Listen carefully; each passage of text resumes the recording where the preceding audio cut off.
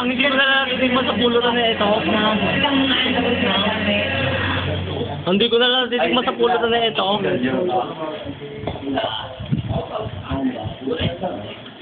Ano kaya kasundo sound?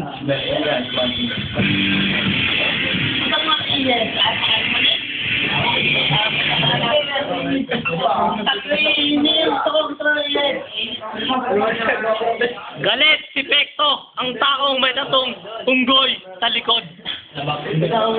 Sinonol. Si Parang. Sigo dyan. Buta may toyo na abnormal pa. Si Peton, si Karon, nasa loob ng tenda.